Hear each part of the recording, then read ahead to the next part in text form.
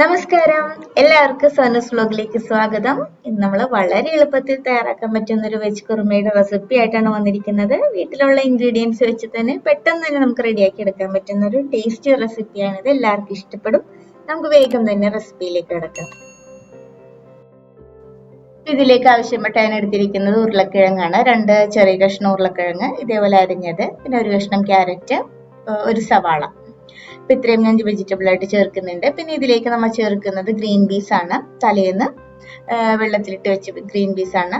1/2 cup ചേർത്ത് കൊടുക്കുന്നുണ്ട്. Green peas എന്താണെങ്കിലും നമ്മുടെ വെജ് കുറുമയിലെ ഒരു ഒഴിവാക്കാൻ ആവാത്തൊരു സംഭവമാണ്. ഗ്രീൻ പീസ് ഇട്ട് നല്ല ടേസ്റ്റ് ആയിരിക്കും.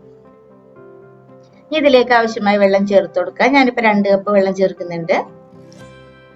ആവശ്യത്തിന് ഉപ്പ് ഇപ്പൊ ചേർത്ത് കൊടുക്കാം. നല്ലപോലെ മിക്സ് ചെയ്ത ശേഷം നമുക്ക് കുക്കറിൽ വെച്ചിട്ട് അടച്ചു വെച്ച് വേവിക്കാം.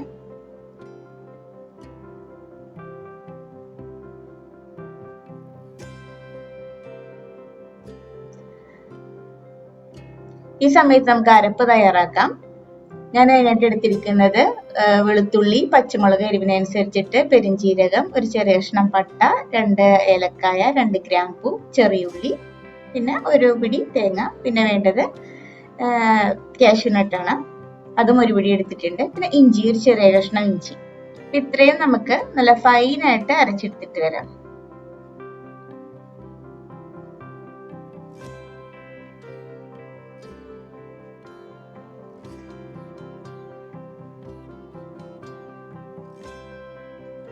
ഒരു 1/4 ടേബിൾ സ്പൂൺ മഞ്ഞൾപ്പൊടി കൂടെ ചേർക്കുന്നുണ്ട്. അല്പം വെള്ളം കൂടെ ഒഴിച്ചിട്ട് നമുക്ക് നല്ലപോലെ അരച്ചെടുക്കാം. കാഷ്യൂനട്ട് ഞാനിപ്പോ ഒരു പിടി ചേർത്തിട്ടുണ്ട് കേട്ടോ. നല്ല ഫൈനായിട്ട് അരച്ചെടുത്തിട്ടുണ്ട്. ഇപ്പൊ നമ്മുടെ വിസിലൊക്കെ പോയി. ഞാൻ 2 വിസിലായപ്പോഴേക്കും ഓഫ് ചെയ്തിട്ട് എയർ കുത്തിക്കളഞ്ഞു. എന്നിട്ട് ഞാൻ തുറന്നതാണ്. ഇനി ഇതിലേക്ക് നമുക്ക് അരപ്പ് ചേർത്ത് കൊടുക്കാം. ഗ്രീൻ പീസ് ഒക്കെ ശരിക്കും വെന്തുടഞ്ഞു പോകരുത്. നമുക്കൊരു കടിക്കാവുന്ന ഒരു പരുവത്തിൽ കിട്ടണം.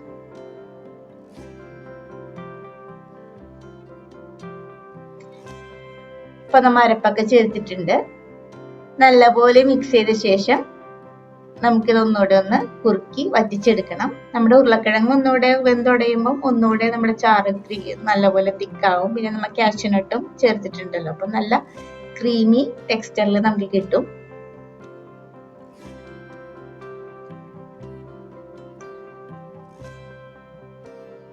നമുക്ക് ഇത് വെസല് മാറ്റിയിട്ട് ഇതേപോലെ അടച്ചു വെച്ചിട്ട് ലോ ഫ്ലെയിമിൽ ഒരു 2 മിനിറ്റ് കൂടെ ഒന്ന് കുക്ക് ചെയ്തെടുക്കാം.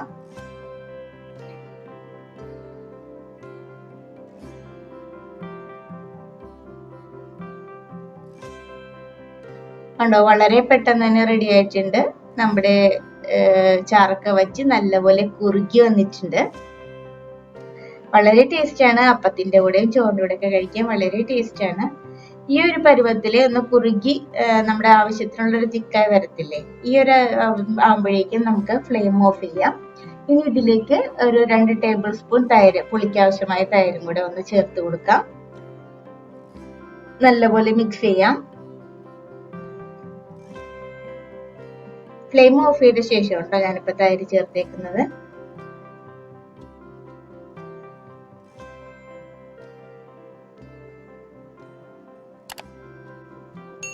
ഇനി ഇതിലേക്ക് 1 ടേബിൾ സ്പൂൺ പച്ചവെളിച്ചെണ്ണ കൂടെ ചേർത്തിട്ടുണ്ടെങ്കിൽ നമ്മുടെ കറി റെഡി ആയിട്ടുണ്ട്. വളരെ ടേസ്റ്റ് ആണ്. ട്രൈ ചെയ്ത് നോക്കാത്ത ആരെങ്കിലും ഉണ്ടെങ്കിൽ ഇപ്പൊ തന്നെ ട്രൈ ചെയ്ത് നോക്കണേ. അപ്പത്തിന്റെ കൂടെയും ഇടിയപ്പത്തിന്റെ കൂടെയൊക്കെ വളരെ അടിപൊളി കോമ്പിനേഷൻ ആണ്.